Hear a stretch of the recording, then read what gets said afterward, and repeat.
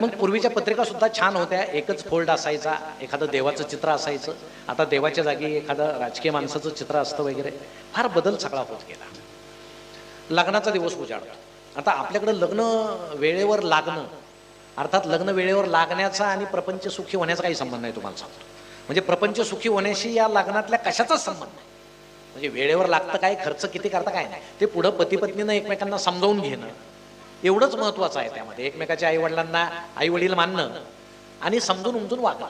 ज्या आईनं जन्म दिला तिला जपणं, जी पुढे जन्मभर जपणार आहे तिलाही जपणं, बॅलन्स ठेवणं. याचं सँडविच होतं मध्ये मध्ये, पण त्याला इलाज नसतो. दोघांनी समजून सांगायचं, आईला सांगायचं आता लग्न झालंय, आता काय इलाज आहे काय, आली आहे घरात तर पवित्र मानून घ्यायचं, आईला समजून सांगायचं. इकडे बायकोला सांगायचं आता म्हातारीचे किती दिवस राहिले नाही, म्हणजे दोघींना गुपचूप सांगायचं, एकमेकांना माहित नाही होऊन द्यायचं. दोघींनी एकमेकांना सांगितलं तर अवघड आहे. पण हे सगळं या विधीचा प्रपंच सुखी होण्याशी काही संबंध नसतो. परंतु आपल्याकडं मी ज्या लग्नाला गेलो होतो त्या लग्नाची गंमत तुम्हाला सांगतो. ते वेळेवर लागलंच नाही, त्याचं कारण मोठं गमतीशीर होतं. नवरदेव शिकलेला पण नोकरी नव्हती. पोरीनं फार भारी बस्ता बांधला असावा, पैठणी वगैरे, म्हणून यानं कोट टाय घेतलेला असतो. कुठं पुढं वेळ येईल घालायची असा विषय नसतोच, पण आज घेतलाय तर घालावा. मग मारुतीच्या मंदिरात मारुती समोर त्याला फाशी देण्याचा कार्यक्रम असतो, कारण टाय बांधायचं कधी माहिती नसतं. मग बाकीचे मित्र सोड ओढ, एखादा खांद्याला पाहिला होतो ओढ ओढ ओढ, फोटोग्राफर त्याचेही फोटो काढतो असे चुकलेले याचे सगळे. मग तिथंच अर्धा एक तास जातो. मग नवरदेव उठतो, घोड्यावर बसतो. आपल्याकडे गॉगल लावतात. आता उन्हाळ्यात लावणं ठीक आहे, काही काही रात्री लावतात. विचारलं तर सांगतात काय नाही, ते मित्रांनी लावला होता म्हणून मी लावला होता. पान खातात का खातात माहित नाही, पण याचं कारण एक असेल बरं का. म्हणजे पान खाऊन तोंड का रंगवतात ते पुढं रंगणंच असतं. आत्तापासून प्रॅक्टिस बहुतेक. आता तुम्ही हसताल, हे हसणार नाही, कारण त्यांना असं वाटेल आम्ही हसतो की बाकीच्यांना वाटेल अरे यांचं काही झालंय की काय त्याचं वगैरे. ती आतली गोष्ट आहे, रहस्यमय गोष्ट आहे. आणि मग नवरदेव एकदा घोड्यावर बसला, निघाला, मोकळी जागा दिसली की धुमशान नाचायला सुरुवात होते. अहो काय पोरं नाचतात, दान दान दान दान. आणि आता तो डीजे नावाचा नवीन प्रकार आला, पूर्वी नव्हता. ते धाड धाड असं हृदयाला धडका मारतं. तुम्हाला सांगतो, जर कुणाला हृदयाची टेस्ट करायची असेल ना, डॉक्टरकडे पैसे घालू नका. तुम्ही सरळ डीजे जवळ जाऊन 5 मिनिट उभे राहा. तुम्हाला जर काहीच झालं नाही तर समजायचं आपण ठणठणीत आहोत, आणि चुकून काही झालं तर लग्नानंतर उचललं जाईल, तुम्हाला काय अडचण. नाचणाऱ्यांचा दणदणाट चालू असतो. नाचणाऱ्यांच्या पद्धती तुम्ही जर पाहिल्या ना, एखादा नुकताच सलाईन लावून आल्यासारखा नाचत असतो. असं म्हणजे हा कशाला नाचतोय तेच समजत नाही, कधी कोसळेल भरोसा नाही. एखादा अंगभर लाल मुंग्याट असल्यासारखा थैथयाट करत असतो. सगळी पायानं धूळ वगैरे उडून स्पेशल इफेक्ट, आणि त्याच्या आजूबाजूचे सगळे नाचताना दिसतात याच्यामुळेच, उभे असले तरी. असं त्यांचं धुमशान जुने लोक सांगून पाहतात, ऐकण्याची मनस्थिती नसते. सगळा मुहूर्त पायाखाली तुडून टाकतात.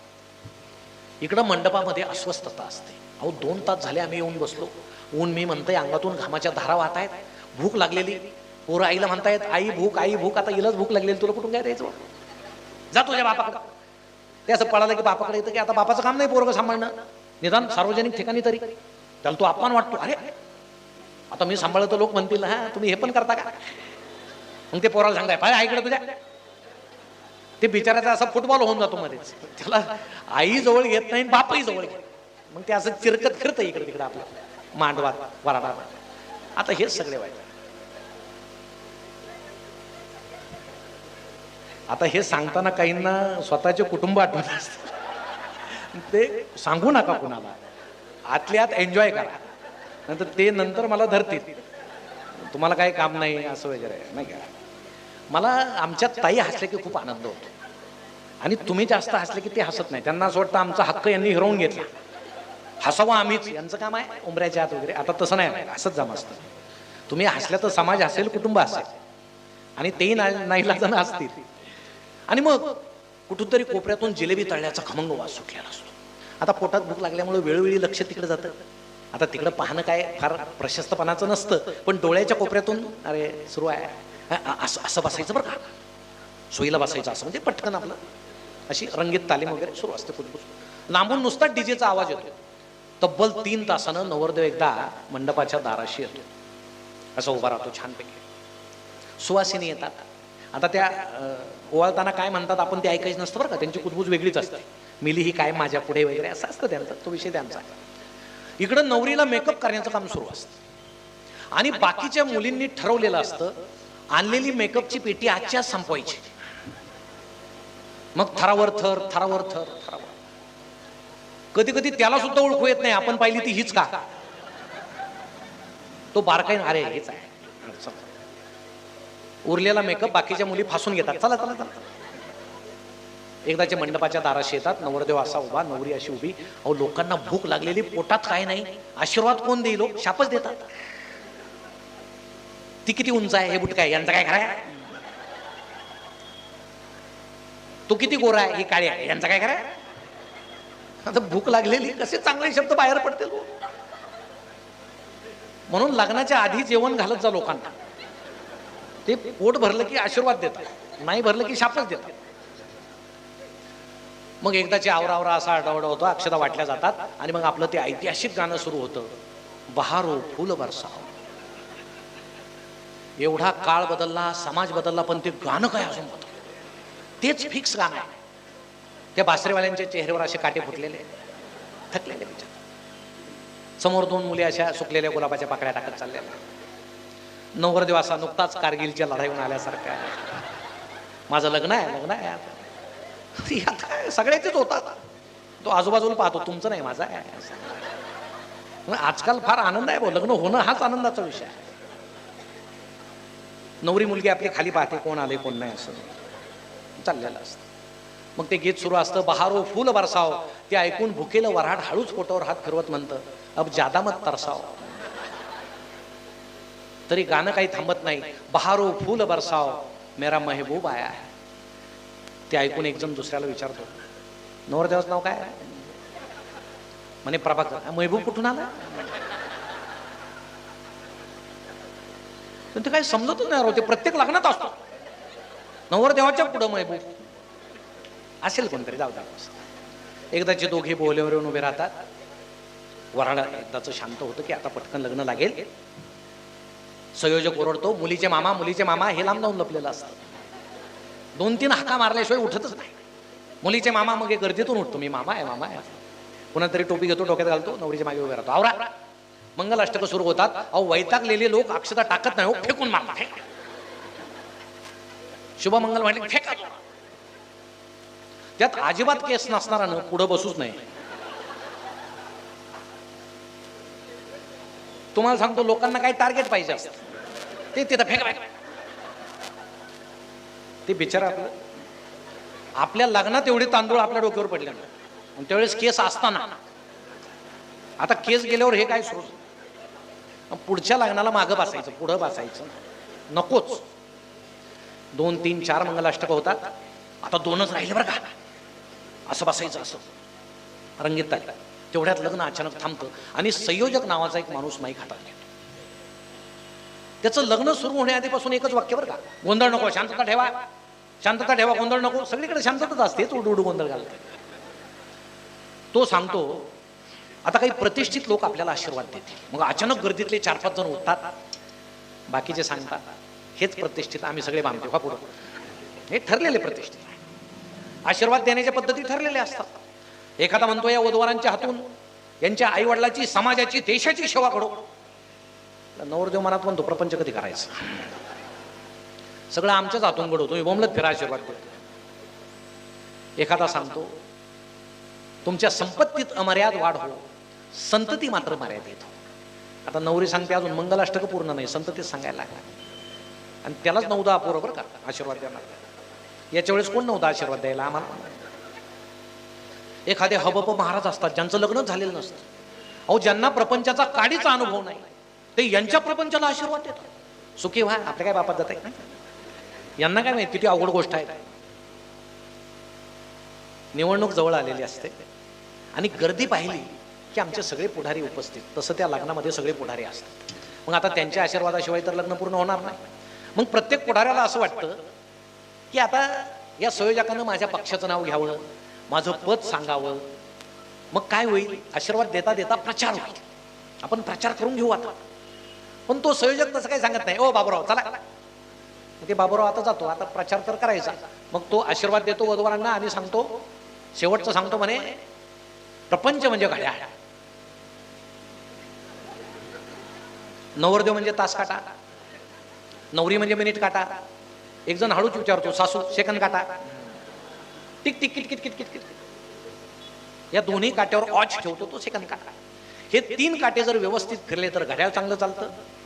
तसं मुलगा मुलगी आणि सासू हे 3 नाते जर चांगले राहिले तर प्रपंच चांगला होतो. म्हणून प्रपंच चांगला करायचा असेल तर घड्याळ लक्षात ठेवा. बाकीच्या झाला यांचा प्रचार. बसा. आता दुसरा उठतो, तो कशाला सोडल? कोणी उभं नसतं तरी तो आल्याबरोबर बसा बसा बसा. अरे हे पंजावाले आहेत, बसा बसा. तो वधूवरांना सांगतो, आज तुमच्या आयुष्यातील सोन्याचा दिवस आहे.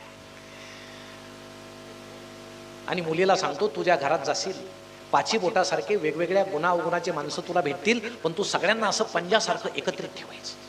प्रपंच सुखी करायचं असेल तर पंजा लक्षात ठेवा. तिसरा उठतो, लग्न म्हणजे धनुष्यातून सुटलेला बाण. तुम्हाला मातुश्रीचा आशीर्वाद आहे. चौथा उठतो, तुमचा संसार कमळासारखा फुलो. तुम्हाला कमळाच्या पाकळी इतकेच मुलं हो, आणि ते सगळे आमच्या पक्षात येते. भरती सुरू आहे. जागा नाही तरी ऍडजस्ट करू, काय अडचण. पाचवा उठतो, तुमच्या प्रपंचाचं इंजिन आयुष्याच्या रुळावरून वेगानं व्हावं. आणि तो नेता सांगतो, जाताना मी एक गोष्ट सांगतो, मी आणि माझा एकही कार्यकर्ता या लग्नात जेवणार नाही. त्याचं कारण या लग्नाचा स्वयंपाक केलेला आचारी हा परप्रांतीय आहे असं मला समजलं. बाकी सांगतो तू उपाशी मारा बसा. पाचवा उठतो, आता हे कुठल्या पक्षाचे? तो सांगतो, या कुणाचं ऐकू नका, काही खरं नाही, राजकारणात काही खरं राहिलं नाही. तुम्हाला सांगतो, स्वतःच्या पायावर उभे राहा. या जगात कुणी कुणाचं नसतं. तुम्हाला मदतच करायची असेल तर स्वतःच्या पायावर उभा असणाऱ्याला करा, माझ्यासारख्याला अपक्ष. एकदाचे हे बसतात, झालं एकदाच, आवरा आवरा, आता संपले सगळे. तेवढ्यात त्या भागाचे आमदार येतात, आशीर्वाद देतात, त्यांचा सत्कार होतो. मला घाई आहे, ते निघून जातात. लग्न पुढं सुरूच होत नाही. मग एक जण हळूच विचारतो, आता काय राहिलं, आवरा ना. तेव्हा अहो आमदार येतील असं आम्हाला वाटलंच नव्हतं, अचानक आले. मग काय झालं? ते आल्यामुळे काय झालं, नवरी नवरदेवाला जो हार घालणार होतो त्यांना सत्कारासाठी वापरला. आता नवीन हार येऊस तर जरा थांबा. कुणीतरी धावत जातं, हार आणतं, आणि मग पुढचं लग्न सुरू होतं. शेवटचं मंगलाष्टक बहुतेक सगळ्यांचं पाठ असतं, कारण आता सावध होण्याची वेळ आलेली असते. वऱ्हाडी सावधान, वाजंत्री सावधान, सगळे सावध होतात वेगळ्या कारणासाठी. शेवटचं मंगलाष्टक संपण्याच्या आत कुठलं तरी रात्य काढतं, फटाके पेटवून देतो. फाड फाड फाड फाड आवाजानं वाजंत्री उठतात, दान दान बँड बडवतात. सगळ्या मंडपामध्ये हलकल्लोळ माजतो. अहो कोण म्हणतं आपल्या लोकांना शिस्त नाही? 2 मिनिटात रांगा तयार. कोणी सांगायची गरज नाही, असे बसायचं अगदी मनानं छान असे रांगा धरून, मध्ये वाडप्याला जागा वगैरे. स्त्रिया आपोआप बाहेर फेकल्या गेलेल्या, अशा जागाच नाही त्यांना. बसले जठराग्नी प्रदीप्त. मग वाडपे येतात, आधी पुरी येते. मग हा सांगतो, आता भाजी आली की जेवायचं. भाजी नाही, दुसरंच काहीतरी येतं. काही जण त्या नादात आपले तांदूळही शालेय पोषण आहार, भूकच लागेल. एखादा जुना माणूस शिरतो त्या गर्दीमध्ये, दक्षिणेकडे तोंड केलं, उत्तरेकडे तोंड केलं, असेच का बसले तसे. लहान पोरं दिसतात, यांना जपून वाढा रे. आता पोरं म्हणतात, अजून ताटात काय नाही तर म्हातारे सुरू झालं. याच्याच तोंडात दात नाही, कशाला मध्ये मध्ये फिरतात, संतापतात. पण त्यांची बिचाऱ्यांची सवय जात नाही. सगळं ठीक आहे का पाहता तुम्ही. आपल्या खेड्यामध्ये पूर्वी आणि अजूनही एक गोड पदार्थ केला जायचा, मोचका असायचा. आणि तो कुणाच्याही हातात द्यायचा नाही, लहान मुलांच्या नाही, कुणाच्याही नाही. मग प्रत्येक गावात तो पदार्थ वाढणारे 2 स्पेशल माणसं असायची. समजा लाडू केलेले आहे, लाडू मोजके केलेले, ते कुणाच्या हातात दिलं तर संपतील, नासधूस होईल. म्हणून स्पेशल माणसांच्या हातात द्यायचे. मग तो स्पेशल माणूस असं लाडूचं गमेल घेऊन पंक्तीच्या अलीकडे उभा राहायचा. आणि जी वेगात निघायचा, लाडू लाडू, बाकीचे आहो परत गेला. म्हणजे खरंच लाडू आहे का, मोकळं गमेल घेऊन फिरतो, खाली वाकायलाच तयार नाही. आता पुन्हा आला का पकडायचा. पण तो बिचारा पुन्हा त्या पंक्तीत काय येत नाही, पुढच्या पंक्तीत दिसतो, लाडू लाडू लाडू लाडू.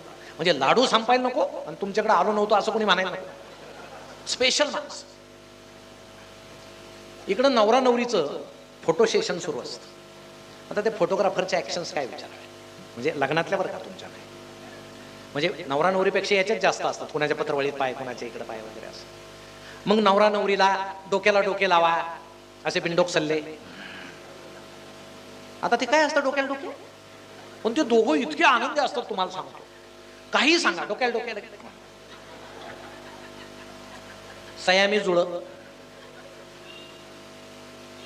कोल्ड्रिंकची बाटली आणा, त्या दिवशी गावात एकच बाटली शिल्लक असते.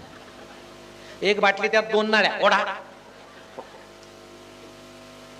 कधी कधी ती फुंकते, हे ओढतो. तिला त्याच वेळेस समजतं अडचण नाही. बावळट.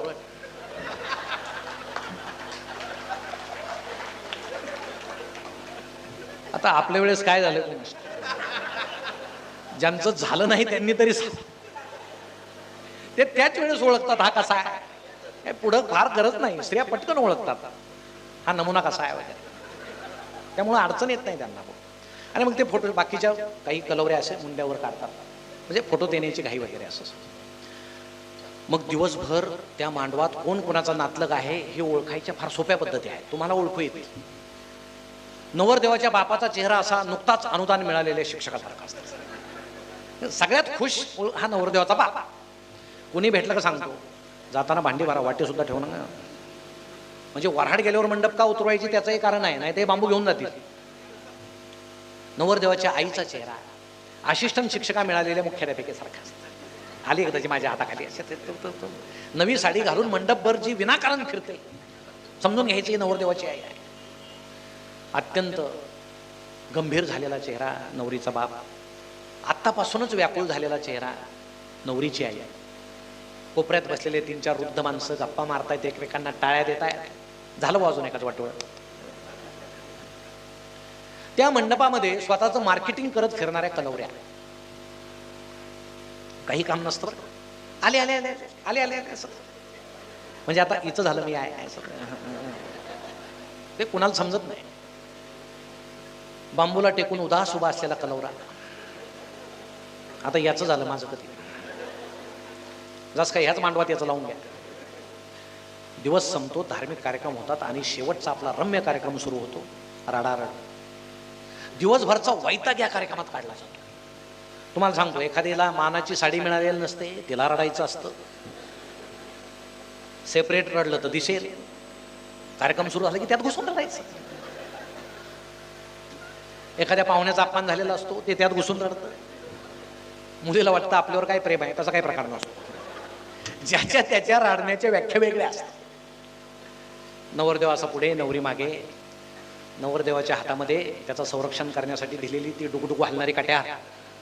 आता तिचं संरक्षण करता करता ज्याचा निम्मा जीव गेलेला असतो, ती काय त्याचं संरक्षण करायची, तीच लिंबू लावलेली अख्ख्या गावाला एकच कट्यार असते.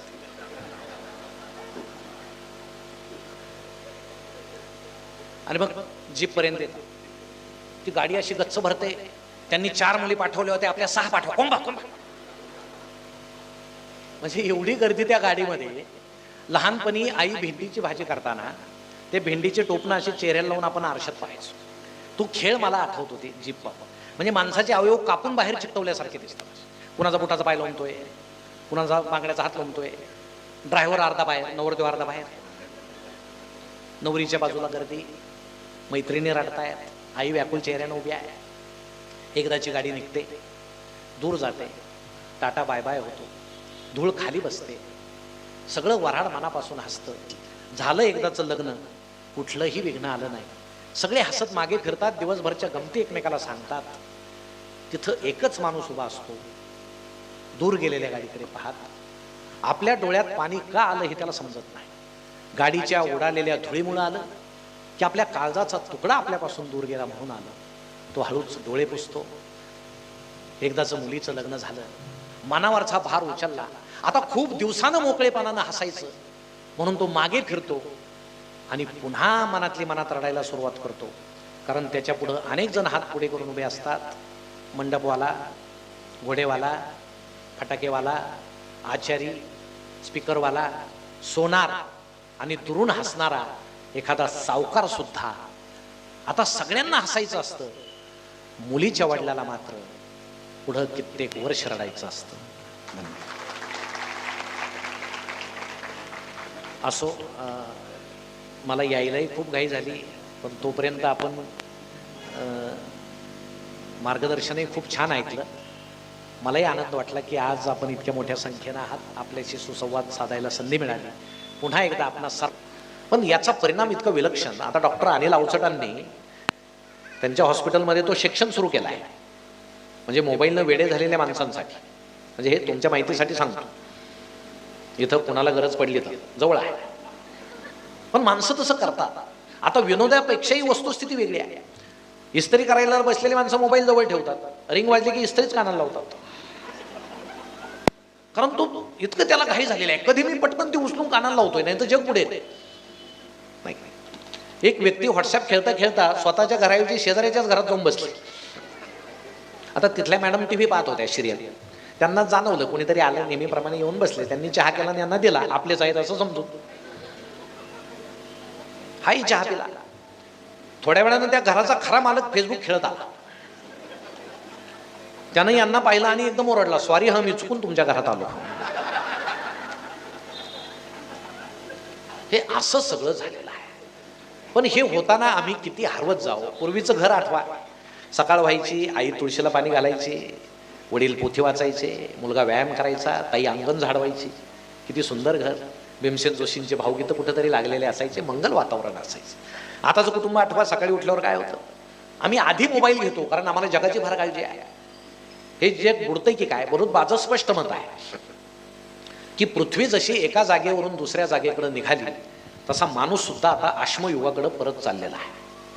हे माझं मत आहे बरं का. हे मानावंच असं काही नाही, पण तुम्ही आजूबाजूला पहा, हे असं आहे. काही गोष्टी तुम्ही लक्षात घ्या. लहानपणी आपला कपडा जर कुठं फाटला शाळेत जाताना, तर आई त्याला रफू करायची की बाबा तुला सर हसतील, मुलं हसतील. म्हणजे पूर्वी कपडा फाटला की प्रतिष्ठा जायची. मुलीचा फ्रॉक फाटला की आई सांगायची तसं जाऊ नकोस, बारीक सुईनं रफू करायची, कारण कपडा फाटला म्हणजे घराची प्रतिष्ठा जायची. आता मी आजूबाजूला पाहतो, हो जितकं जास्त फाटलेलं तेवढी प्रतिष्ठा जास्त. चांगली पॅन्ट 1000ला आहे, फाटलेली 2000ला आहे. ही कुठं तयार करतात भाऊ, मला तर फार आश्चर्य आहे. ते कुठं घासतात, कशी काय, आधी तयार करतात मग घासतात की आधीच फाडतात, काय कळत नाही. पण हे सगळं विलक्षण आहे. मग असं वाटतं की आपण पुन्हा अश्मयुगाकडे निघालो का. तरुण तरुणींचा घोळका आलेला पाहिला तर असं वाटतं बॉम्बस्फोटात उद्ध्वस्त झाल्यासारखे सगळे दिसतात. कुणाचं इथं फाटलंय, कुणाचं गोळ्या लागल्यासारखे छिद्र पडले जीनला वगैरे, पण त्यांना त्याचं काही वाटत नाही. एकदा मी मॉलमध्ये गेलो, तुम्हाला सांगतो, सहज फिरत फिरत तिथं अशा पॅन्ट ठेवलेल्या होत्या, अशा अर्ध्या कापलेल्या, धागे लोंबतायत. मला फार कौतुक वाटलं त्या मॉलवाल्याचं, की म्हणजे भिकाऱ्यांसाठी सुद्धा सेपरेट दालन यांनी खोललंय मला. आणि मलाच थोड्या वेळ भिकारी असल्यासारखं वाटायला लागलं. म्हटलं इथं जास्त थांबायला नको, लोक पाहतील.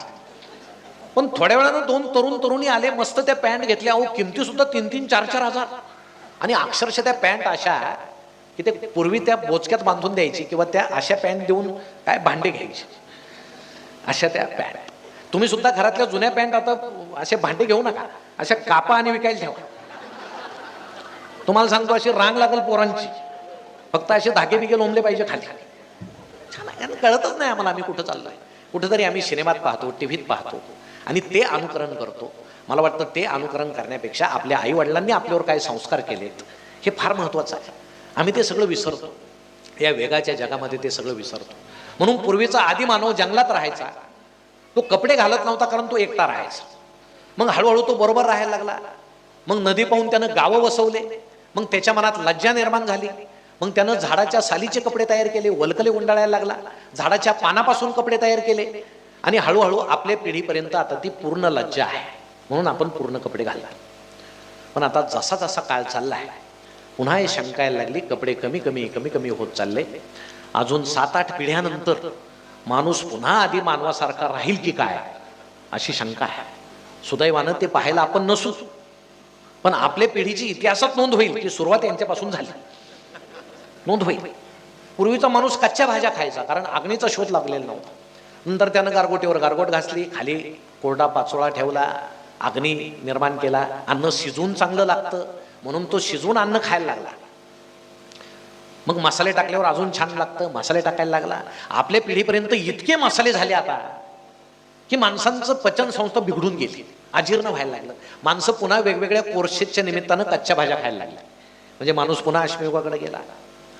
पूर्वीच्या तरुणाच्या मनात जे असायचं तो गुहे समोरच्या खडकावर बसायचा, अंकुचितार दगडानं त्यावर चित्र काढायचं काही. आताचा तरुण सुद्धा कॅम्प्युटर समोर बसल्या जागी तेच करतो, फक्त साधनं बदललेली आहेत. माणूस हा असा एकच सजीव आहे की ज्याला मुख पोकळी आहे, म्हणून त्यातून शब्द तयार झाले, अक्षराचे शब्द, शब्दाचे वाक्य, वाक्याची भाषा तयार झाली, माणूस बोलायला लागला. माणूस हा एकमेव सजीव असा आहे ज्याचा अंगठा बाकीच्या 4 बोटांवर वळतो, त्याची मूठ झाकली जाते, त्यात ताकद येते. म्हणून माणसानं या मुठीतून शस्त्र तयार केले, तोंडातून शास्त्र तयार केले, आणि शस्त्र आणि शास्त्राच्या आधारे त्याचा विकास झाला. बाकीच्या प्राण्यांचा नाही झाला. पण आता मला वाटतं पुन्हा भाषा विसरत आपण चाललेलो आहोत. पुन्हा आता चित्रलिपी यायला लागली. म्हणजे पूर्वी आनंद झाला की भिंतीवर मोराचं चित्र काढायचे, दुःख झालं की कुठंतरी अश्रू गळताना दाखवायचे. छत्रपती शिवाजी महाराज असताना काही मोबाईल नव्हते, तरी त्यांनी या पद्धती शोधल्या होत्या की प्रत्येक किल्ल्यावर 2 लाकडांच्या राशी असायच्या. आनंद झाला की एका लाकडाची रास पेटवली की त्यातून पांढरा धूर निघायचा, की शेजारचा किल्लेदार म्हणायचा पांढरा धूर निघाला, याचा अर्थ स्वराज्यात काहीतरी आनंदाची गोष्ट घडली. तो सुद्धा त्याच्या किल्ल्यावरचे पांढरा धूर सोडणारे लाकडं पेटवायचा. असं संपूर्ण राज्यातल्या किल्ल्यामध्ये पांढरे धूर सोडणारे लाकडं पेटवले जायचे आणि स्वराज्याला समजायचं काहीतरी आनंददायी गोष्ट घडली. स्वराज्यावर आक्रमण झालं, काही दुःख झालं तर दुसऱ्या जातीचे लाकडं होते जे पेटवल्यावर काळा धूर निघायचा. हे संकेतांक होते. सगळे देव सध्या जे डोंगरावर आहेत वसलेले, त्याचं कारण हे आहे की पूर्वी किल्ल्यावर नजर ठेवण्यासाठी त्या देवाचे पुजारी म्हणून मावळे काम करायचे आणि तिथून त्यांना सगळा टापू दिसायचा. ते तिथून संकेतांकानं सांगायचे की आपल्यावर हल्ला होण्याची शक्यता आहे, इकडे मला हालचाल दिसते. कारण पूर्वी असा त्याचा उपयोग केला जायचा. शाहिस्तेखानाचे बोटे कापल्यावर नाही का कात्रजमध्ये महाराजांनी शेवटी ते जनावर शिंगाला टेंबे बांधून पळाले. मुघलांना असं वाटलं की अरे मावळे तिकडे पळतायत, मुघल सैन्य तिकडे पळाला आणि महाराज इकडं सुरक्षितपणे आले. हे संकेतांक होते. मोबाईल नसताना सुद्धा काही बिघडत नव्हतं जुन्या लोकांचं, उलट स्थिरता होती. म्हणून मला वाटतं दशक्रिया सुद्धा यातूनच निर्माण झाले असावे की एखादा माणूस गेला की लगेच कळवायला मोबाईल नव्हते, टेलिफोन होते. बरं कळालं तरी यायचं कसं? सायकल असायची, घोडे असायचे, म्हणजे अंत्यविधी तोपर्यंत थांबवता येत नव्हता. म्हणून माणसांनी काय सोय केली, 10 दिवसांनी पुन्हा दशक्रिया करू, एक धार्मिक कार्यक्रम करू आणि आत्म्याला पुन्हा बोलू. त्यासाठी कावळ्याची आपण योजना केली. कारण कावळा हा सगळीकडे सापडतो. तिथं काय आपण बदक किंवा हंस ठेवला नाही, मग तर पिंड तसेच राहिले असते. माणसानं अभ्यास केला, सगळीकडे सहज उपलब्ध होणारा प्राणी कोण आहे? कावळा आहे. मग कावळा पिंडीला शिवेल, त्याला फक्त शास्त्राचा आधार दिला नाही. मग 10व्याला सगळे जमा व्हायला लागले, पुन्हा तो आत्मा येतो असं मानायला लागले. याचं कारण पूर्वी सुविधा नव्हत्या. आता तुम्ही एखाद्या घरातील ज्येष्ठ माणसानं साधा छातीवर हात ठेवा, लगेच मेसेज सुरू होतात, लवकर निघा, लक्षण बरं नाही. आणि सगळे माणसं जमा होतात, नातलोक हा मध्ये पडलेला, आणि सगळे अपेक्षेने त्यांच्याकडे पाहतात की आता कशाला हेलपाटा देता आम्हाला परत, नाही काय.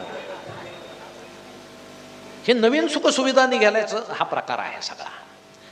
म्हणून हे सगळं होताना सुद्धा आपण आपल्या भावना जपल्या पाहिजे. या विज्ञानाबरोबर वाहत जाऊ नये. आपल्या घरातील तरुणांना हे सांगा, तरुणींना हे सांगा. आता तुम्हाला सांगतो, आमचा तरुण म्हणजे त्या नेटमधल्या बाया पाहून त्या सुंदर बाया पाहून त्याला आमची आई सुद्धा आता कुरूप वाटायला लागली. तो आईकडे पाहत नाही, हिचं काही खरं नाही, किती सुंदर बाया आहे. या तरुणांना एक सांगण्याची गरज आहे की जगामध्ये सगळ्यात सुंदर कोण असेल तर ती आपली आई आहे. पहिलं वाक्य आपल्या तोंडून हेच आलं पाहिजे. नंतर सगळ्या जगातल्या स्त्रिया, जुना माणूस असो, तरुण असो, वृद्ध असो, त्याला जर विचारलं जगात सगळ्यात सुंदर कोण, त्याच्या तोंडून एकच शब्द बाहेर पडला पाहिजे, माझी आई. आणि ज्याच्या तोंडून हा शब्द बाहेर पडेल तो खरा संस्कारी. नाही तो उपयोग नाही आहे मीडियाच्या नादामध्ये. आता काय संस्कार झाले, आता आई बापच म्हणतात पोरं व्हायला गेले, सरांना सांगतात तुम्ही सांभाळा. बरोबर आहे का? मारणे असेल. कारण आता संस्कार कोणी करायचे? शाळानं करायचे. आता इंग्रजी कोणी शिकवायचं? गुरुजींनी शिकवायचं, कुटुंबानं नाही. बापाला वाटतं पोरानं इंग्रजी शिकलंच पाहिजे, निदान मला एखादी शिवी तरी इंग्रजीत दिली पाहिजे. पण हा इंग्रजी शिकला पाहिजे याला बोलवायला शिका. एका सरांना एका मुलाच्या वडिलांना सांगितलं की माझ्या मुलाचे उच्चार जरा सुधरा. म्हणून सरांनी त्याला त्या दिवशी उभा केला आणि म्हटले म्हण बाबा इलेक्ट्रिसिटी. तो म्हटला इलेक्ट्रिसिटी. सर म्हटले टी नाही सी, इलेक्ट्रिसिटी. तो म्हणायचा इलेक्ट्रिसिटी. तासभर खेळ सुरू होता. तास संपला त्यावेळेस सर त्याच्या नादानं इलेक्ट्रिसिटी म्हणायला लागला. संध्याकाळी त्याचे वडील भेटले चौकात. म्हणे काय तुमचा मुलगा, तुम्ही सांगितलं इंग्रज सुधरा. म्हणे काय झालं? अहो तो इलेक्ट्रिसिटीला इलेक्ट्रिसिटी म्हणतो. त्याचे वडील म्हटले जाऊ द्या सर, त्याच्या बुद्धीची कॅपॅसिटीच तेवढी आहे. सरांना तर इतका धक्का बसला जोरात. म्हणजे पोरग इलेक्ट्रिसिटीला इलेक्ट्रिसिटी म्हणतं, बाप कॅपॅसिटीला कॅपॅसिटी म्हणतो. यांच्या घरात टीटीची इंजेक्शन जास्त दिलेले असं. दुसऱ्या वेळेस सकाळी आजोबा भेटले, यांना तरी सांगून पाहू. म्हणे आजोबा काय भानगड आहे? म्हणे काय अहो तुमचा नातू इलेक्ट्रिसिटीला इलेक्ट्रिसिटी म्हणतो, त्याचे वडील कॅपॅसिटीला कॅपॅसिटी म्हणतात. आजोबा वैतागून म्हणाले सर आहे ते बरं आहे, जाऊ द्या, या प्रकाराची पब्लिसिटी कुठं करू नका.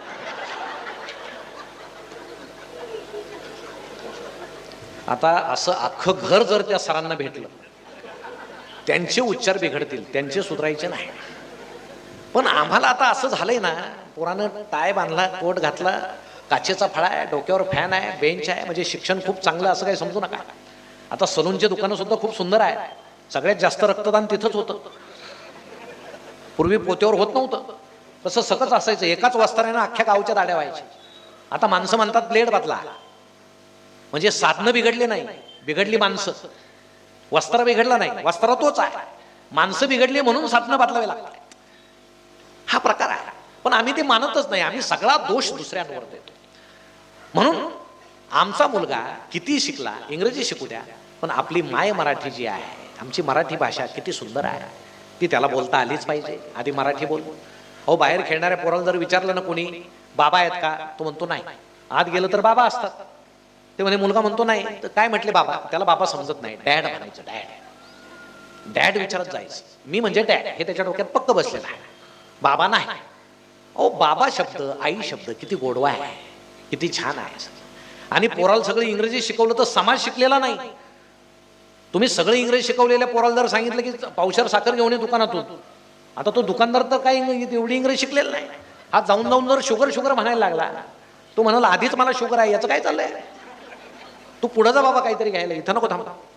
आपला समाज जसा आहे तसं आपण शिक्षण घेतलं पाहिजे.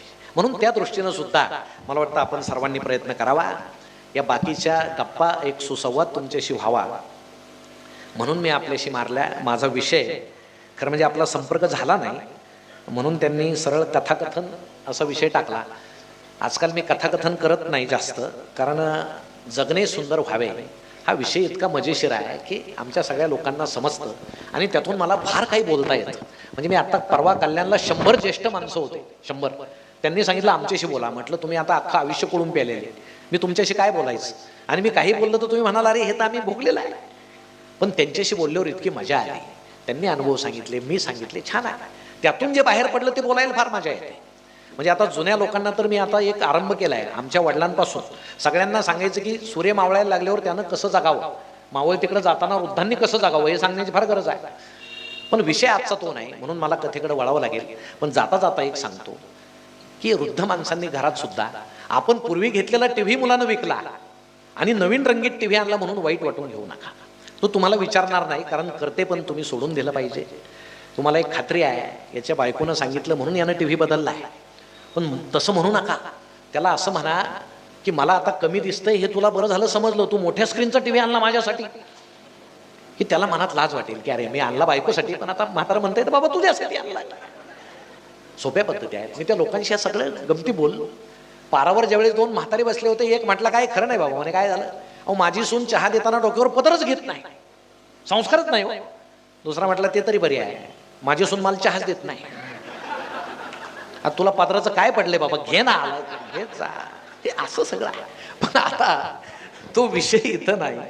आणि आमच्या सगळ्या सुनबाई सुद्धा म्हणतील आम्ही इतक्या चांगल्या असून सुद्धा हे काही सांगून गेले नाही का. कारण फमू नेहमी व्याख्या करत असतात सासू आणि सुनेची. सासू म्हणजे सारख्या सूचना आणि सुन म्हणजे सूचना नको. त्यामुळं त्यांच्यामध्ये आणि सासू सुनेचं नातं किती छान असलं ना, ती सिरियल पाहून छान राहू शकत नाही. कारण त्यात सासू सून वाईटच दाखवतात. वाईट दाखवलं तरच 3000 भाग होतील. चांगल्या सासू सुना दाखवल्या तर 51 भागातच मालिका संपेल. कारण वाईट ते जास्त चालतं ना आपल्याकडे. म्हणून त्याचा परिणाम आपल्यावर होऊ देऊ नका. काहीतरी मजेशीर आहे तेवढं पहा, छान जगा. सून आपली लेक आहे असं समजा, सुनेनं सुद्धा सासू आपली आई आहे असं समजा. सासरे त्यांच्या पद्धतीनं राहतात. आता बिचाऱ्या पुरुषांचं फार अवघड आहे, काय सांगायचं. पेन्शन असली तर बरं आहे, 25 तारखेपासून त्याची फार सेवा होते. बाबाच्या हात दूध टाकू का, अजून डोकं दुखतंय का, पाय दुखतो का, 1 तारखेपर्यंत. एकदा पेन्शन काढून घेतली की म्हातारं बिगर दुधाचं संपला विषय. 25 दिवस दूधवाला आलाच नाही. म्हणजे आमच्या ओळखीचे एक बाबा तर सांगायचे, माझे पैसे घरचे काढून घेतात म्हणून मी पायमोज्यात पैसे लपवायचे. काही पैसे पायमोज्यात लपवायचे आणि बाकीचे देऊन टाकायचे. ते लक्षात आल्यावर सून आता मला रोज पायमोजे धुवायला मागते. नाही त्याचा वास येतोय, द्या वास येतोय, द्या. नाही, पूर्वी अगदी ॲनेस्थेशिया दिल्यासारखा वास यायचा, त्यावेळेस काय गमती आहेत. असो, बोलण्यासारखं त्यावर फार आहे. त्यावर काही न बोलता एक कथा या ठिकाणी आपण घेऊ. आता इथं मागे कोणती कथा सांगितली होती माझ्या लक्षात नाही, कारण आता इतके कार्यक्रम होतात, कुठं काय सांगितलं माझ्या लक्षात नसतं. पण कोणी जुने श्रोते असतील तर माफ करा, ही कथा मी मागे सांगितली की नाही मला आठवत नाही. पण कथेचा विषय मोठा मजेशीर आहे, आपल्याशी निगडीत आहे. आणि मला वाटतं ही कथा आता आपलं पुणे विद्यापीठातच येतं ना सगळं. पुणे विद्यापीठामध्ये कुणी FYBA जर कोणी विद्यार्थिनी असेल तर ही कथा आता त्यांच्या अभ्यासक्रमामध्ये आहे. तीच कथा मला वाटतं आता अभ्यासक्रमात आल्यामुळे आपण ती किती वाजता माहीत नाही, कारण ती अभ्यासक्रमात आली ना. तशी गोष्ट म्हणून असते तर वाचली असते, आपली ती एक मानसिकता असते. असो, पण ती कथा लिहावी असं मला वाटलं, कारण मी आजूबाजूला सगळं पाहतो. हा विषय बहुतेक लोकांना आवडणारा नाही, कथेचा विषय. तरुणांना तो आवडतो, तरुणींना तो आवडतो, लहान मुलांना तो आवडतो. म्हणजे काही गैरसमज करून घेऊ नका. विषयाचं नाव आहे लग्न. कुसुमाग्रज लग्नाच्या बाबतीत असं म्हटले, लग्न हा असा बंदिस्त वाडा आहे की जो आत जातो त्याला असं वाटतं मी कशासाठी आत आलो, आणि जे बाहेर आहेत त्यांना असं वाटतं मी आत गेलं पाहिजे. म्हणजे ज्याचं लग्न झालं नाही त्याला वाटतं लग्न झालं पाहिजे, ज्यांचं झालं त्यांना वाटतं आपली बुद्धी कुठं चरायला गेली होती, आपण हे काय करून बसलो. कारण जगामध्ये लग्न झालेल्या सगळ्या लोकांना जर विचारलं ना लग्नाची व्याख्या काय, आणि त्या व्याख्या जर एकत्र केलं तर त्यातून एकच सारांश निघेल, लग्न म्हणजे माणसानं घोड्यावर बसून केलेला गाढवपणा असतो, असं पुरुषांचं मत आहे. स्त्रियांचं मला काही माहीत नाही, कारण ते मी विचारत नाही, आणि आमच्या याला विचारण्यात काय अर्थ नाही. त्या दिवशी आमचं जेवणच बंद व्हायचं नाही. त्यामुळं तुमचं लग्नाविषयी काय मत आहे ते तुम्ही सांगत नाही, ते तुमच्या मनात असतं. पण मी लग्नामध्ये हे कथा मला का लिहावीशी वाटली, मला नेहमी अशी शंका येते की लग्न झाल्यानंतर पुरुषांची पंगतच आधी का बसते, स्त्रियांची नंतर का बसते. मी अनेक जुन्या लोकांना विचारलं, हे असं का हो बाबा, हे पूर्वीपासून आहे का. ते म्हटले ते स्त्रिया फार गप्पा मारत जेवतात. आपलं पुरुषाचं कसं बगबग खाऊन घेतो नंतर रवंथ करतो, तसं त्यांचं नसतं म्हणे. असं त्या खूप गप्पा मारत जेवतात. तर एकानं सांगितलं की पूर्वी कसं आहे, स्त्रिया लग्नात जेवत नसायच्या, म्हणजे त्या ताट तांब्या घेऊन यायच्या, सार्वजनिक ठिकाणी जेवायचं नाही. आणि पुरुषांचं जेवण झालं की नंतर मग त्यामध्ये काय पदार्थ त्या ताटामध्ये घ्यायचे, तांब्यामध्ये आमटी सार असेल तो घ्यायचा, पदराखाली झाकायचा आणि घरी जाऊन जेवायचं. म्हणून त्यानं सांगितलं की असं स्त्रियांना जर आधीच वाढून दिलं तर पुरुषांना ते राहणार नाही, म्हणून पुरुषांची पंगत आधी बसते. ज्याचे त्याचे प्रकार आहे. एकानं सांगितलं पुरुषाचा जठराग्नी जास्त लवकर तापलेला असतो, म्हणजे पहा बरं का सोयीचं कसं आहे. आणि स्त्रियांना काही जठराग्नीच नसतो, नाही का, स्वयंपाक करू करू त्यांना जेव्हा असं वाटतच नाही. मग पूर्वी, आता आमच्या तरुणींना माहीत नसेल, जुन्या लोकांना माहीत असेल, पूर्वी ज्यावेळेस पंगत बसायची, एक आमटी सार कढीची कढई असायची, आणि त्याच्या शेजारी एक जुना माणूस पाण्याच्या बाटल्या घेऊन उभा असायचा. आणि मग एक जण काय सांगायचं, बाबा मोठी पंगत बसली की तो लगेच 2 बाटल्या पाणी त्यात टाकून द्यायचा. पण तरी त्याची चव काही कमी होत नसायची. हे इतकं सगळं छान होतं. आमची आजी सांगायची की मी आजीला विचारलं की पुऱ्या करायच्या का, ती म्हणायची हो, पूर्वी तर आचारी नव्हते, मग एवढ्या पुऱ्या कसं करायचे. तर आजीनं सांगितलं, सगळ्या गावातल्या आम्ही बाया एकत्र बसायचो त्या कढईच्या भोवताली, आणि गुडघ्यावर उंडा ठेवायचा, आणि गुडघ्यावर थाप मारली की त्याची पुरी तयार व्हायची. त्याला गुडघापुरी म्हणायची. म्हणजे गुडघ्यावर पूर्वीच्या पुऱ्या व्हायच्या. पण मला वाटतं जेवताना याचं कुणाला वाईट वाटलं असावं असं नाही, कारण त्यामध्ये गोडवा होता, त्यामध्ये एक प्रेम होतं, समाधान होतं. आता सगळं भाड्यानं मिळतं, म्हणजे आचारी भाड्यानं आहे एवढं जाऊ द्या, तो प्रवेशद्वाराशी उभा असलेला गंध लावणारा सुद्धा भाडोत्री असतो. त्यात काही प्रेम असतं का, तो असं छिद्र पाडल्यासारखं जोरानं बोटं दाबतात. तो कशाला प्रेमानं लावी. आता इतक्या लोकांच्या कपाळाला त्याला ते लावायचे. एखादा म्हणायचा नीट लागलंच नाही, त्यापेक्षा आधी ठासून असं मारलं, चल बाबा मला माझे पैसे मिळाले, तुझ्या कपाळाचं काही होत. त्यामुळं लोकांना आता एकमेकाची गरजच राहिली नाही. काय माझ्या लग्नात कोणी नाही आलं तरी चालेल, आचार्य आहे, भाडोत्री आहे, सगळं भाड्यानं मिळतंय, असं सगळं आहे. म्हणून हा पूर्वीचा काळ आता गेला. पण अजूनही आपल्या लग्नामध्ये फारसा बदल झालेला नाही. आता पूर्वी अल्बम होते, म्हणजे फोटोचे अल्बम असायचे आमचे. आता काही जुन्या लोकांचे असले तर त्यांना शाबासकी दिली पाहिजे. म्हणजे तो प्रसंग सुद्धा तुम्ही एवढा जपून ठेवला म्हणजे काय विचारायला नाही का. इतका दुःखदायक प्रसंग तुम्ही जवळ ठेवलेला आहे, पुन्हा पुन्हा ते पाहता म्हणजे हे आश्चर्यच आहे नाही का. तर पूर्वी अल्बमचा उपयोग कसा व्हायचा, कोणी पाहुणा आला की चहा होस तर त्याला अल्बम द्यायचं, मग त्यानं ते पाहायचं, ते आपलं आंबट चेहऱ्यानं पाहायचं, त्याला काही इंटरेस्ट नसायचं पण ते असं दाखवायचं, अरे वा वा हो हो हो. मग कधी कधी नवरा इकडे नवरी इकडे असे बसायचे त्याला सांगायला. असं त्यानं पान उलटलं का, हे इथं इथं आम्ही इथं इथं गेलो होतो, हा इथं हळद लावली तो फोटो, लग्न लागलं तो फोटो, बाशिंग मानलं तो फोटो, लग्नानंतर आम्ही फिरायला गेलो तो फोटो, आपण नाही का त्या पॉईंटवर गेलो होतो, मग तो सांगतो नाही का आपण नाही का महाबळेश्वरला गेलो होतो त्या पॉईंटवर. ती म्हणते कुठला अहो तो नाही का. आता हा सांगतो बरं का, तो पॉईंट नाही का, तू घोड्यावर बसली आणि घोडं खाली बसलं तो. आता पाहुणा असल्यामुळे हिला काही बोलता येत नाही, म्हणजे असं बोलले तरी पाहुण्याबरोबरच बाहेर पडा, थांबू नका तिथं, थोडं निवांत वातावरण झाल्यावर परत या. अशी त्या अल्बमची मजा असायची. आता अल्बम गेले, आता काय ते व्हिडिओ शूटिंग आलेलं आहे. म्हणजे इतकं छान आहे ना ते, सगळं कुटुंब पाहायला बसतं. तो नवरा तिकडून असा बगळ्यासारखा उडत येतो, असा पंख वगैरे असं चोच वगैरे असं छान, त्याच्यासारखाच चेहरा असतो त्याचा असा. आणि नवरी तिकडून अशी चिमणी सारखी, आणि मग ते असे आभाळात भेटली का हो काय विचारायलाच नको. आता हे म्हणजे बदलत्या काळानुसार हे दाखवणं चुकीचं नाही, पण त्यात एक सुधारणा केली पाहिजे. अजून नवरीचा बाप सुद्धा असा जटायू सारखा दाखवला पाहिजे, पंख कापलेला चोच वाचलेले, हप्ते फेडायचे नाही काय, हे असं सगळं. मग आता ते अल्बम गेले, व्हिडिओ आले, हळूहळू बदल होत गेला. पण तुम्हाला सांगतो, लग्नाच्या बातम्या पेपरमध्ये येतात. आता आमचे काही पत्रकार मित्र इथं आहेत, आपण पेपरमध्ये काय छापतो, जे जरा वेगळं घडतं ते. आता 2 महिने काही अडचण नाही त्यांना बातम्यांना नाही काय. आता तुम्ही किती चांगलं काम करा ते तुम्हाला 2 महिन्यानंतर जागा आहे. आता सध्या कारण राजकारण हा माणसाच्या आमच्या कुटुंबामध्ये इतकं शिरलेलं आहे की राजकारण वजा केलं तर भारतीय समाज गलित गात्र होऊन जाईल. आणि ते आहे ते बरं आहे, ते बाहेर केलं जातं ते बरं आहे. राजकारण नसताना माणसांनी घरातच फूट पाडली असते, घरातच पक्षांतर केलं असतं, घरातच भिंती बांधल्या असत्या. त्यामुळे ते ही भावना बाहेर निचरा होतोय ते चांगलं आहे, त्यावर बोलायला नको. आता आचारसंहिता आहे. आणि मग पेपरात कुठल्या बातम्या येतात, गमतीशीर लग्न झालं की बातम्या यायच्या. म्हणजे विमानात लग्न किती बातमी यायची, पानगुडीत लग्न, रोपवेवर लटकून लग्न. फार कल्पक माणसं आहेत बरं का आपल्याकडे, रोपवेवर लटकून लग्न. मागच्या महिन्यात एकानं रेल्वेच्या इंजिनावर लग्न केलं. वाफेचं इंजिन होतं जुनं, इंजिन सुरू, वाफ निघते, नवरा अलीकडं नवरी अलीकडं, लग्न. म्हणजे नंतर भांडणं होऊन तो दूर निघणारच असतो, यांनी आताच दाखवला असं. काही दिवसांनी सगळे प्रकार संपतील, मग नवरा नवरी डोक्यावर उलटी उभे राहून लग्न करतात पेपरात येण्यासाठी. म्हणजे काय करतील, फार कल्पक आहे आपला समाज हे अशा. पण आपले सगळ्याचे लग्न मला वाटतं कोणाचं पेपरात आलं नसावं. आपण फार सरळ पद्धतीनं, आता जुने लोक तर सांगतात की आम्ही लग्न झाल्यावर आमच्या हिला पाहिलं. आता नवीन मुलांना हे पटत नाही, पण पूर्वी विचारत नव्हते, घरी आले की सांगायचे तुझं जमलं रे, ते अमुक अमुक मुलगी आहे, पाहिलेली नसायची. मला वाटतं आंतरपाठ सुद्धा त्याच्यासाठी धरत असावेत, मला माहित नाही बरं का.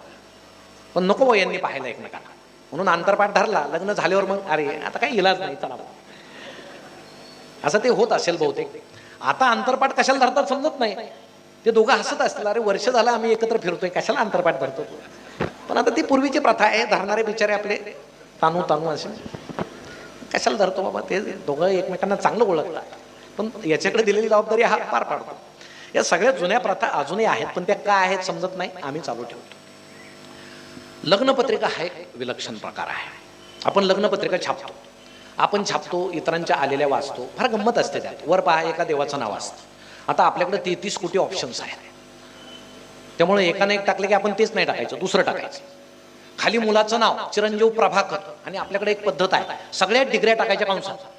अहो इतक्या डिग्र्या त्या कंसात प्रभाकरच्या पुढे की त्या पाहणाऱ्याला असं वाटतं इतक्या डिग्र्या मिळूस तर याचं लग्नच वय कसं होऊन गेलं नाही. अर्थात ते झालेलंच असतं, पण मेकअपमुळे ते थोडं मागं खेचलेलं असतं. खाली त्याच्या वडिलांचं नाव वगैरे, मुलीचं नाव ची सौका मनोरमा. आता ही असते 11वी, पण वर इतक्या डिग्री आणि कंसात 11वी वाईट दिसेल, मग थोडं इंग्रजीत लिहायचं तेच FYJC, 11वीच बरं का, पण FYJC म्हणजे पाहणारा वाटतं काहीतरी डिग्री असेल हे जुळतं, काय अडचण नाही. मध्ये या गोरज मुहूर्तावर, त्या गोरज मुहूर्तावर कधीच लग्न लागत नाही. आपण कशाला त्या गुरुजींकडे इतके वेळेस गोरज मुहूर्त काढायला जातो समजत नाही. आता गुरुजी सुद्धा काही दिवसांनी असं देतील 12:43 ते 4:43, काय अडचण नाही, कधी लावा. अहो तुम्ही जर वेळेवर लावतच नाही, मधला सगळा मुहूर्तच आहे. खाली नातलगांची लांबलचक रांग अशी मतदार यादीसारखी. तुम्हाला सांगतो, यामध्ये एखाद्या नातलगाचं नाव हुकलं, विषय मिटला. त्याचा चेहरा असा लग्नामध्ये सुतकात असल्यासारखा दिसतो, असं चेहऱ्याचा लंब गोल करून असं ते फिरतं. कोणी जर विचारलं ना काय झालं, माझं नावच नाही. आता ती पत्रिका काय संसदेत वाचायची, कशाला तुझं नाव पाहिजे, पण कुठंच येत नाही तर निदान पत्रिकेत तरी. म्हणून बाकीचे सांगतात पुन्हा छापा पण त्याचं नाव टाका. तो रुसला की काय खरं नाही, लग्न राहील एका बाजूला आणि याचं सुरू होईल. पुन्हा पत्रिका छापली जाते, त्याचं नाव टाकलं जातं, कुणाचं नाव विसरणं शक्य नसतं. पत्रिकेच्या खाली नाहक लुडबुड, मग त्यात सगळे नावं असतात, चिंगी मिंगी, चिंटी मिंटी, बंड्या खंड्या. आता ते वाचणाऱ्याला असं वाटतं हा बंड्या म्हणजे असं तुडू तुडू धावत मंडपात येईल, कशाचा काय असा थोराड मिशाचा बंड्या, म्हणजे लग्न झालेलं नसतं म्हणून त्याचं लुडबुडीत नाव. लुडबुड कसली, गोंधळ घालून अख्खं लग्न मुडील एवढा बंड्या, पण कुणाचं नाव राहील नको म्हणून खाली नाव. पत्रिकेची एक बाजू कोरी ठेवायची नसते, मग व्यवस्थापक द्या त्या बाबूरावचं नाव टाकून, स्वागतोत्सुक द्या त्या गोविंदरावचं नाव, त्यांना माहित नसतं बरं का, ते वाचल्यावर त्यांना कळतं अरे मी स्वागतोत्सुक आहे. मग ते लग्नाच्या दिवशी मंडपाच्या दाराशी असा चेहरा करून उभे राहतात की येणाराला असं वाटतंय हा स्वागत करतोय की तू कुठलं लग्न सोडतोय असं मनात म्हणतोय, समजतच नाही. जिथं व्यवस्था बिघडलेली असते तिथं व्यवस्थापक हजर असतो, निमंत्रक सगळ्यात उशिरा येतो, कारण त्यांना न सांगता हे सगळं केलेलं असतं. ती शब्द बंबाळ पत्रिका पाहून असं वाटतं की एखादी दुर्बीन द्या बाबा त्याच्याबरोबर, लग्नाची वेळ आणि ठिकाण तेवढं पाहू द्या. हे सगळं काय आहे, पण आमच्याकडे अशी पद्धत आहे, जेवढी पत्रिका भारी तेवढी आमची प्रतिष्ठा जास्त. पण पत्रिका दिल्यानंतर बाहेर पडल्यावर तुम्ही जरा खिडकीशी उभा राहून ऐका चर्चा, काय चर्चा होते. पत्रिका खूप छान आहे, पहिलं वाक्य. दुसरं वाक्य, त्याला काय भाषा आली, टेबला खालून घेतो, कंत्राटात खातो, 4 दाणे उडून आलाय, बापाचंच आहे सगळं, चांगलं बोलतच नाही. एवढी भारी पत्रिका छापून जर शापच घ्यायची असती, म्हणून पूर्वीचे लोक तांदूळ द्यायचे याच्यासाठी की बाबा धर तांदूळ, तांदूळ मिळाले की मला बोल. किती हुशार आमचे जुने लोक, मला फार कौतुक आहे. ही सगळी व्यवस्था फार छान आहे. म्हणजे थोडं विषयांतर करून सांगतो, आपल्याकडे नमस्काराच्या पद्धती सुद्धा कशा आहे, नमस्कार किंवा अगदीच असं, परदेशासारख्या नाही. युरोपात वगैरे गेला काही देशात तर नमस्काराच्या पद्धती पहा. आता तुम्ही गेला असा, माणसाला माणूस भेटला की खांद्याला खांद्या लावतात, डोक्याला डोकं लावतात, गालाला गाल घासतात. आपल्या जुन्या लोकांना माहित होतं आपले माणसं किती प्रवाहपतीत आहेत. आपण जर तशा नमस्काराच्या पद्धती ठेवल्या असत्या ना, तुम्हाला सांगतो काही जण घरीच गेले नसते, ते दिवसभर नमस्कार करीत फिरले असत्या रस्त्यात. म्हणून आपल्या जुन्या लोकांनी नमस्कारला म्हणजे हे माझे निरीक्षण आहेत बरं का, खरं. नाही तर तुम्ही म्हणाल हे काही काय बोलताय, हे मला जे जाणवलं ते आहे. आता ते नमस्कार वगैरे घालतात ते राम राम शब्द, देवाचं नाव तोंडी येतं वगैरे, हात जोडले जातात, ते वेगळे वेगळे कारण असतील. मला जे जाणवलं ते असं आहे. आणि मग जुन्या लोकांनी ही सगळी अशी व्यवस्था केलेली आहे. आणि मग पूर्वीच्या पत्रिका सुद्धा छान होत्या, एकच फोल्ड असायचा, एखादं देवाचं चित्र असायचं. आता देवाच्या जागी एखादं राजकीय माणसाचं चित्र असतं वगैरे, फार बदल सगळा होत गेला. लग्नाचा दिवस उजाडला. आता आपल्याकडं लग्न वेळेवर लागणं, अर्थात लग्न वेळेवर लागण्याचा आणि प्रपंच सुखी होण्याचा काही संबंध नाही, तुम्हाला सांगतो. म्हणजे प्रपंच सुखी होण्याशी या लग्नातल्या कशाचाच संबंध नाही. म्हणजे वेळेवर लागतं काय, खर्च किती करता काय नाही, ते पुढं पती पत्नीनं एकमेकांना समजावून घेणं एवढंच महत्वाचं आहे. त्यामध्ये एकमेकाच्या आई वडिलांना आई वडील मानणं आणि समजून उमजून वागणं. ज्या आईनं जन्म दिला तिला जपणं, जी पुढे जन्मभर जपणार आहे तिलाही जपणं, बॅलन्स ठेवणं. याचं सँडविच होतं मध्ये मध्ये, पण त्याला इलाज नसतो. दोघांनी समजून सांगायचं, आईला सांगायचं आता लग्न झालंय, आता काय इलाज आहे का, आली आहे घरात तर पवित्र मानून घ्यायचं, आईला समजून सांगायचं. तिकडे बायकोला सांगायचं आता म्हातारीचे किती दिवस राहिले नाही, म्हणजे दोघींना गुपचूप सांगायचं, एकमेकांना माहित नाही होऊन जायचं. दोघींनी एकमेकांना सांगितलं तर अवघड आहे. पण हे सगळं या विधीचा प्रपंच सुखी होण्याशी काही संबंध नसतो. परंतु आपल्याकडं मी ज्या लग्नाला गेलो होतो त्या लग्नाची गंमत तुम्हाला सांगतो. ते वेळेवर लागलंच नाही, त्याचं कारण मोठं गमतीशीर होतं. नवरदेव शिकलेला पण नोकरी नव्हती. पोरीनं फार भारी बस्ता बांधला असावा, पैठणी वगैरे, म्हणून यानं कोट टाय घेतलेला असतो. कुठं पुढं वेळ येईल घालायची असा विषय नसतोच, पण आज घेतलाय तर घालावा. मग मारुतीच्या मंदिरात मारुती समोर त्याला फाशी देण्याचा कार्यक्रम असतो, कारण टाय बांधायचं कधी माहिती नसतं. मग बाकीचे मित्र सोड ओढ, एखादा खांद्याला पाय लावतो, ओढ ओढ ओढ. फोटोग्राफर त्याचे फोटो काढतो असे चुकलेले याचे सगळे. मग तिथंच अर्धा एक तास जातो. मग नवरदेव उठतो, घोड्यावर बसतो. आपल्याकडे गॉगल लावतात. आता उन्हाळ्यात लावणं ठीक आहे, काही काही रात्री लावतात. विचारलं तर सांगतात काय नाही, ते मित्रांनी लावला होता म्हणून मी लावला. काय पान खातात का खातात माहित नाही, पण याचं कारण एक असेल बरं का. म्हणजे पान खाऊन तोंड का रंगवतात ते पुढं रंगणंच असतं. आत्तापासून प्रॅक्टिस बहुतेक. आता तुम्ही हसताल, हे हसणार नाही, कारण त्यांना असं वाटेल आम्ही हसलो की बाकीच्यांना वाटेल अरे यांचं काही झालंय की काय त्याचं वगैरे. ती आतली गोष्ट आहे, रहस्यमय गोष्ट आहे. आणि मग नवरदेव एकदा घोड्यावर बसला, निघाला, मोकळी जागा दिसली की धुमशान नाचायला सुरुवात होती. ओ काय पोरं नाचतात, दान दान दान दान. आणि आता तो डीजे नावाचा नवीन प्रकार आलाय, पूर्वी नव्हता. ते धाड धाड असं हृदयाला धडका मारतात. तुम्हाला सांगतो, जर कुणाला हृदयाची टेस्ट करायची असेल ना, डॉक्टरकडे पैसे घालू नका.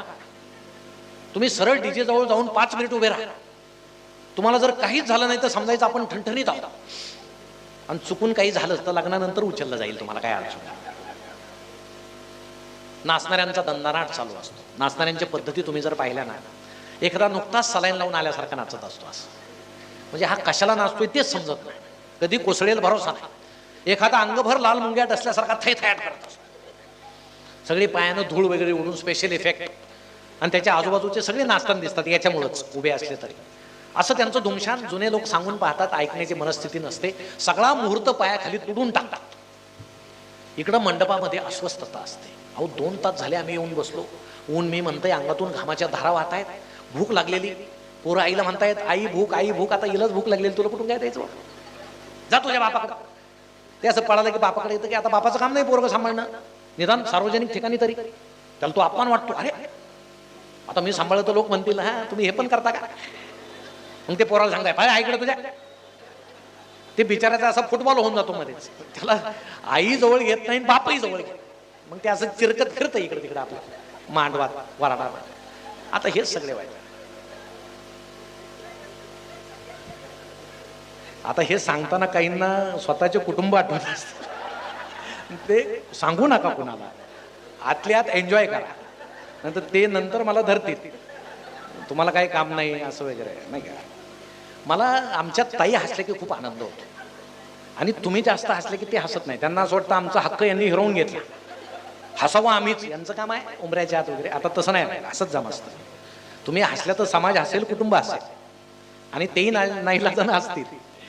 आणि मग कुठूनतरी कोपऱ्यातून जिलेबी तळण्याचा खमंग वास सुटलेला असतो. आता पोटात भूक लागल्यामुळे वेळोवेळी लक्ष तिकडे जातं. आता तिकडं पाहणं काय फार प्रशस्तपणाचं नसतं, पण डोळ्याच्या कोपऱ्यातून अरे सुरू आहे असं असं बसायचं बरं का, सोयीला बसायचं असं, म्हणजे पटकन आपलं अशी रंगीत तालीम वगैरे सुरू असतं. कुठकुच लांबून नुसता डीजेचा आवाज येतो. तब्बल 3 तासानं नवरदेव एकदा मंडपाच्या दाराशी येतो, असं उभा राहतो छानपैकी. सुवासिनी येतात. आता त्या ओवाळताना काय म्हणतात आपण ते ऐकायचं नसतं बरं का, त्यांची कुजबूज वेगळीच असते. मिली ही काय माझ्या पुढे वगैरे असं असतं त्यांचं, तो विषय त्यांचा. इकडं नवरीला मेकअप करण्याचं काम सुरू असतं, आणि बाकीच्या मुलींनी ठरवलेलं असतं आणलेली मेकअपची पेटी आजच्या संपवायची. मग थरावर थर थरावर थर थरावर. कधी कधी त्याला सुद्धा ओळखू येत नाही, आपण पाहिली ती हीच का, तो बारकाई अरे हेच आहे. उरलेला मेकअप बाकीच्या मुली फासून घेतात, चला चला चला. एकदाच्या मंडपाच्या दाराशी येतात. नवरदेव असा उभा, नवरी अशी उभी. अहो लोकांना भूक लागलेली, पोटात काय नाही, आशीर्वाद कोण देईल, शापच देतात. ती किती उंच आहे, हे बुट काय, यांचं काय खरं आहे, तो किती गोरा आहे, हे काळे आहे, यांचं काय खरं आहे. आता भूक लागलेली, कसे चांगले शब्द बाहेर पडतील. म्हणून लग्नाच्या आधी जेवण घालत जा लोकांना. ते पोट भरलं की आशीर्वाद देतात, नाही भरलं की शापच देतात. मग एकदाची आवरावरा असा आढावडा होतो, अक्षता वाटल्या जातात आणि मग आपलं ते ऐतिहासिक गाणं सुरू होतं, बहारो फूल बरसाव. एवढा काळ बदलला, समाज बदलला, पण ते गाणं काय अजून होतं, तेच फिक्स गाणं आहे. त्या बासरीवाल्यांच्या चेहऱ्यावर असे काटे फुटलेले, थकलेले विचार. समोर दोन मुली अशा सुकलेल्या गुलाबाच्या पाकळ्या टाकत चाललेल्या. नवरदेव असा नुकताच कारगिलच्या लढाईहून आल्यासारखा, माझं लग्न आहे, लग्न आहे आता. यात काय सगळ्याचेच होतात, तो आजूबाजूला पाहतो, तुमचं नाही माझा आहे. आजकाल फार आनंद आहे, लग्न होणं हाच आनंदाचा विषय आहे. नवरी मुलगी आपली खाली पाहते, कोण आले कोण नाही असं चाललेलं असतं. मग ते गीत सुरू असतं, बहारो फूल बरसाव. ते ऐकून भुकेलं वऱ्हाड हळूच पोटावर हात फिरवत म्हणतं, अब जादा मत तरसाव. तरी गाणं काही थांबत नाही, बहारो फूल बरसाव मेरा महबूब आया है. ते ऐकून एक जण दुसऱ्याला विचारतो, नवरदेवाचं नाव काय? म्हणे प्रभाकर. महबूब कुठून आला? पण ते काही समजतच नाही होते, प्रत्येक लग्नात असतो नवरदेवाच्या पुढं महबूब असेल कोणतरी, जाऊ द्या. एकदाचे दोघे बोहल्यावर येऊन उभे राहतात. वराडा एकदाच शांत होतं की आता पटकन लग्न लागेल. संयोजक ओरडतो, मुलीचे मामा, मुलीचे मामा. हे लांब जाऊन लपलेलं असतं, 2-3 हाका मारल्याशिवाय उठतच नाही. मुलीचे मामा. मग एक गर्दीतून उठतो, मी मामा आहे, मामा आहे. कुणातरी टोपी घेतो, डोक्यात घालतो, नवरीच्या मागे उभे राहतो. आवरा. मंगल अष्टक सुरू होतात. अहो वैतागलेले लोक अक्षता टाकत नाही हो, फेकून मारतात.